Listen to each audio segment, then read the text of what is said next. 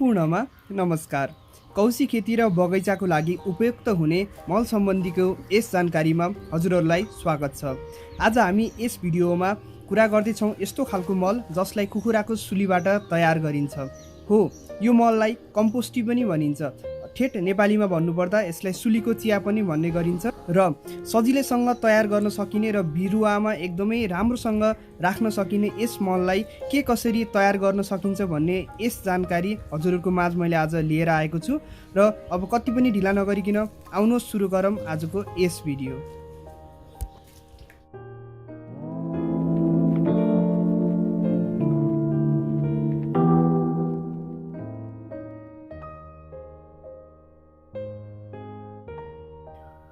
सर्वप्रथम त कुरा गरौँ हामीलाई के कस्ता सामग्रीको आवश्यकता पर्दछ।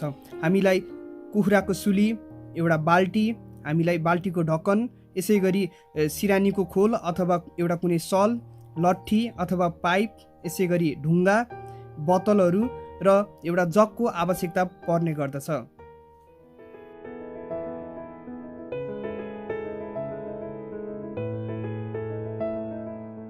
सर्वप्रथम त यस मललाई तयार गर्नको लागि हामीले 1/3 मल र 2/3 भाग पानीको व्यवस्था मिलाउनु पर्दछ। र यो एकदमै सरल तरिकाले कसरी गर्न सकिन्छ भन्दा हजुरले जुन बाल्टी प्रयोग गर्दै हुनुहुन्छ त्यस बाल्टीको उचाइ नाप्नुहोस्। जस्तै मेरो केसमा यो बाल्टी 24 सेन्टिमिटरको छ भनेपछि अब मैले यस 24 सेन्टिमिटरलाई 3 भाग लगाउँछु, यानि कि 8-8 सेन्टिमिटरको। तपाईँले हेर्न सक्नुहुन्छ 8, 16 र 24 सेन्टिमिटरमा यहाँ मार्करले मार्क गरेको छु। र यसरी नै तपाईँले अब बाल्टीको भित्रपट्टि पनि यी 3 ठाउँमा अङ्कित गर्न सक्नुहुन्छ। अब हामी फेरि जान्छौँ कुखुराको सुलीमा। हामीले जुन कुखुराको सुली प्रयोग गर्दैछौँ त्यो कम्तीमा पनि 5 देखि 6 महिना पुरानो कम्पोस्ट भइसकेको कुखुराको सुली हुनुपर्दछ। यसमा ताजा सुली हजुरहरूले प्रयोग नगर्नु होला। अब हामीले अघि नै बाल्टीमा जुन 8 सेन्टिमिटर अङ्कित गरेका थियौँ त्यहाँसम्म हामी मलले भर्ने गर्दछौँ। र पहिलो यो हाम्रो 8 सेन्टिमिटर भनेको 1 भाग हो हाम्रो यस बाल्टीको। अब पालो आउँछ सलको। मैले यहाँ सल प्रयोग गरेको छु, तपाईँहरूले यसमा कटनको कपडा अथवा सिरानीको खोल पनि प्रयोग गर्न सक्नुहुन्छ। अब यो सललाई हामीले फिजारिएर यसको बिच भागमा हामीले अघि बाल्टीमा जति मल नापेका थियौँ त्यो मल यसमा राखिन्छ।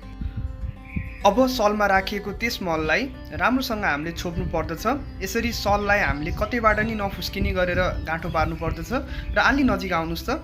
हामीले गाँठो पार्दाखेरि त्यहाँ थोरै भाग हामीले हावाको लागि नै राखिदिनु पर्दछ। यसरी राखियो भने पछि यो मलबाट यसको न्युट्रिएन्टहरू निस्किन एकदमै राम्रो हुन्छ।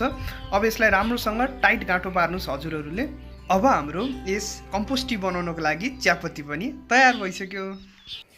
युरोपियन रिसर्चर निकल्सनले गर्नुभएको अध्ययनमा कुखुराको सुलीमा 6% नाइट्रोजनको मात्रा रहेको भेटिएको छ। र एसियन रिजनमा हुनुभएको अनुसन्धानकर्ताले गर्नुभएको अध्ययनमा कुखुराको सुलीमा 4% नाइट्रोजन भेटिएको छ।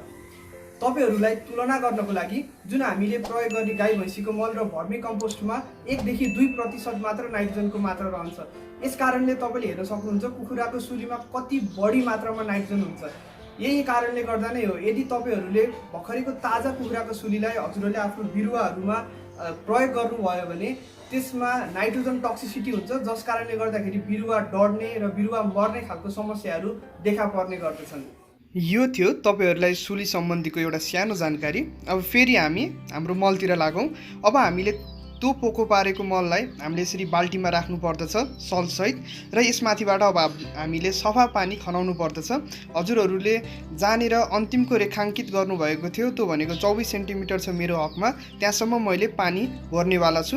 र यसरी हामीले पानी भर्यौँ भने अब हाम्रो 1/3 भाग मल हुन्छ र 2/3 भाग पानी हुन्छ। यो मात्रा मिलाउँदा हजुरहरूले ध्यानपूर्वक मिलाउनु होला। यति गर्दा हाम्रो आधीभन्दा बढी काम सकिसकेको छ। अब हामीले के गर्नुपर्छ भन्दा त्यस सललाई भित्रपट्टि डुबाउनको लागि हजुरहरूले त्यो माथि ढुङ्गा राखेर त्यसलाई तल डुबाउन सक्नुहुन्छ। अथवा मैले एउटा सजिलो उपाय मैले के अपनाएँ भन्दा एउटा सानो लट्ठी लिनुहोस् र लट्ठीले सललाई तल धकालिसकेपछि जुन हाम्रो यो बाल्टीको ह्यान्डल हुन्छ नि, बाल्टीको ह्यान्डलमा तपाईँले लट्ठीलाई अड्काइदिनु भयो भने त्यस कपडालाई तपाईँले तल सजिलैसँग डुबाउन सक्नुहुन्छ। हजुरहरूलाई लाग्ला अब हामीले यो ढक्कनले यसलाई छोप्ने हो त? होइन है, किन होइन भन्दाखेरि जुन हामीले यो बनाएको मिक्सरलाई यदि ढक्कनले छोपियो भने यो भित्रको अक्सिजन लेभल एकदमै घट्छ र यसरी अक्सिजन लेभल घटिसकेपछि यहाँभित्र एनएरोबिक ब्याक्टेरिया यो भनेको यस्ता खालका ब्याक्टेरियाहरू हुन् जुन चाहिँ अक्सिजन नभएको ठाउँमा वृद्धि अथवा विकास हुन्छ। यस्ता खालका ब्याक्टेरिया यदि हाम्रो यो कम्पोस्ट टीमा वृद्धि भयो भने त्यसले हाम्रो यसको क्वालिटीलाई घटाउँछ। यस कारणले गर्दा हामीले ढक्कनले छोप्नु हुँदैन। र अर्को कुरा के ख्याल गर्नुपर्छ भन्दा यो अब बाल्टीलाई राख्दाखेरि हामीले दिनमा 5 देखि 6 घण्टा राम्रोसँग सूर्यको प्रकाश पर्ने र अरू बेला छाया पर्ने एकदम ओपन खालको ठाउँमा जहाँ हावा राम्रोसँग चल्छ यस्तो खालको ठाउँमा राख्नु पर्दछ। अब यो मल तयार हुनको लागि हामीलाई 6 दिन जति लाग्छ। त्यति बेलासम्म हामीले यसलाई यत्तिकै राख्छौँ। अब हजुरहरूले ध्यान दिनुपर्ने कुरा भनेको हरेक दिन हजुरहरूले त्यस सललाई माथि निकाल्ने, तल डुबाउने, यसै गरी लट्ठीले हामीले बनाएको त्यो मिक्सरलाई मजाले हल्लाइदिने गर्नुपर्दछ। यसरी हल्लाउनु भयो भने बनाएको मिक्सरमा अक्सिजनको मात्रा बरकरार राख्नलाई हामीलाई सहयोग पुर्याउँदछ। यस भिडियोको अन्तिममा साना बिरुवा र ठुलो बिरुवालाई कति मात्रा मल र कति मात्रा पानी मिसाएर हाल्नुपर्छ भन्ने जानकारी छ, त्यो अवश्य हेर्नुहोला। दोस्रो दिन हाम्रो मल अझै गाढो भइसकेको छ र यसको बास्ना त्यति मिठो हुँदैन। मैले अहिले मास्क लगाइरहेको छु र हजुरहरूले यो बरन्डामा नराख्नु होला। मैले एउटा सुझाव दिएँ, यसलाई तलै बारीतिर राख्दा धेरै राम्रो हुन्छ। 6 दिनपछि हाम्रो यस कम्पोस्ट टी रेडी भइसकेको छ। तपाईँले हेर्न सक्नुहुन्छ यसको रङ पनि कति गाढा भएको छ। अब हामीले अघि नै राखेको सललाई त्यस भाँडोबाट झिक्नु पर्दछ र यति बेला हजुरले लट्ठीले त्यस मिक्सरलाई राम्रोसँग हल्लाइदिनु होला र मजाले घोलिदिनु होला। र यसपछि अब हामी त्यस कपडालाई बाहिर निकाल्छौँ र कपडामा भएको सबै यो रस जति पनि निस्किन्छ त्यसलाई हामीले सङ्कलन गर्नुपर्दछ। एउटा सुझाव मैले हजुरहरूलाई के दिन चाहे भन्दा कुखुराको सुली प्रयोग गरिसकेपछि हजुरले राम्रोसँग हात धुनु होला। पन्जा लाए तापनि हात धुनु होला, किनकि कुखुराको सुलीमा अरू मलभन्दा अलि बढी मात्रामा साल्मोनेला, इकोलाई जस्ता ब्याक्टेरियाहरू हुन्छन् जसले हामीलाई असर गर्ने गर्छन्। त्यही भएर हात राम्रोसँग धुनु होला।